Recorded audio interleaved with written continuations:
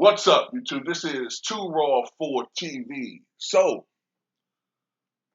Game 1 of the 2022 Eastern Conference Finals was held between the first seed Miami Heat and the second seed Boston Celtics.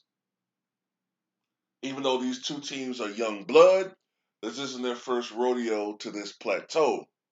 It was just 2 years ago that the Miami Heat were in the Eastern Conference Finals when they defeated the Boston Celtics to go on to the NBA Finals in the bubble, eventually losing to the Lakers in 6 games, even though they were forecasted by many not to even win a game. Jimmy Butler was magnificent in many of those games, but he just, they just didn't have enough help at that time.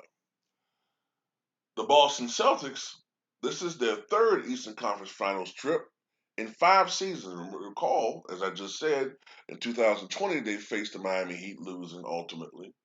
But they also were in the Eastern Conference Finals back in 2018, if memory serves me correctly, when they played the Cleveland Cavaliers, LeBron James last year in Cleveland, ultimately going 7 games with the King and his crew, despite the fact they did not have Kyrie Irving, nor did they have Gordon Hayward. That's back in the Terry Rozier days. But here they are back in the big dance of the Eastern Conference once again. And I'm pretty sure both team stars, Jason Tatum and Jimmy Butler, are motivated to win the newly created Eastern Conference MVP award. I tell you, the participation awards these guys get today, let's just invent another award to make them feel special. Even if they don't win the finals, they get something to brag at who about. In this game, Miami won 117 to 108 to take a 1-0 lead. Jimmy Butler was magnificent. His third 40-point game of this postseason, 41 points, 9 rebounds, 5 assists, answering the call of Mark Jackson at halftime. I would like to see Jimmy Butler come out more aggressive. Jimmy Butler, the all-around game is fine, but I like to see Jimmy Butler come out and dominate. Well, he did, Mark Jackson. He did exactly that. He put his fingerprints all over this game, especially in the second half. PJ Tucker had 5 points, 6 rebounds, 3 assists. He went out briefly with some type of foot or ankle injury. It was feared to be sort of perhaps serious, but hopefully it's not that serious. But he was integral for this game. The stats don't bore it out, but his leadership on the court, his energy, his hustle, his defense, and timely shot making. Even when, sometimes a guy may only have 8 points, but when a guy makes a lot of his shots in, you know, crunch time, or when a team is going on a key run, a lot of times those points are very impactful. You know what I'm saying? Bam Adebayo, 10 points, 4 rebounds, 1 assist. I think it's Guy Vincent, 17 points, 2 rebounds, 3 assists. Matt Strauss, 11 points, 4 rebounds, and 2 assists. Tyler Hero, 18 points in 27 minutes of play. Victor Oladipo, 5 points. Matt Strauss was getting abused earlier on. I mean, just abused. When Boston was going on their run, they said, okay, let's go after this motherfucker right here, man.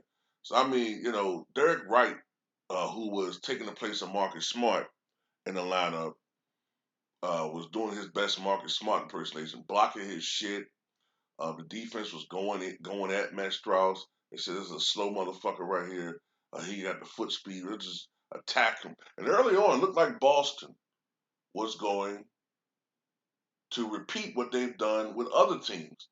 The Nets and unfortunately the Bucks just go right at these motherfuckers. Easy shots on their end.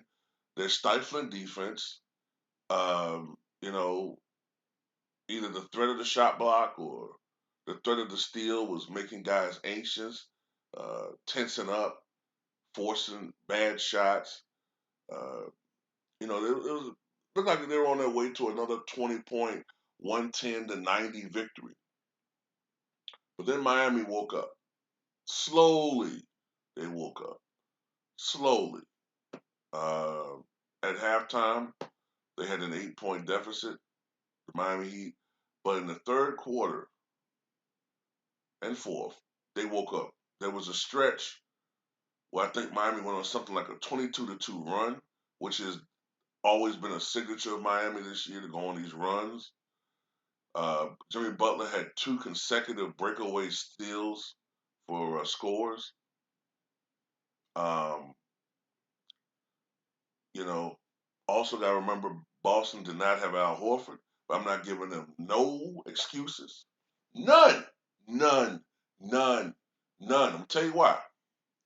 Nobody wanted to hear. You know I'm going, oh, you sound like a broken record. Yes, sir, I am. Nope. We didn't have Chris Middleton, and nobody wanted to hear that. Fine. We came close.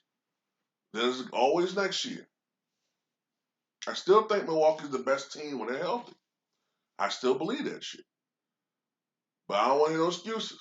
They didn't have them. Hey, you got to get it done. And Jason Tatum, the supposed superstar, everybody's anointing him as a top 5 player. Well, where the fuck was he in the second half, ladies and gentlemen? Where was Jason Tatum in the second half of this game? The fake Kobe wannabe that everybody's anointing as a top 5 player.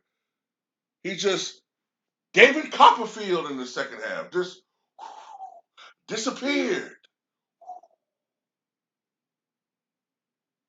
1 of 7 from the floor, 8 points. Non-factor. And Miami Heat's defense made the Boston Celtics defense shrivel up, going like a scared little penis. At the end of the day, I think Miami's going to win this series in 6. I'm going to stick with that. But tell me what you guys think.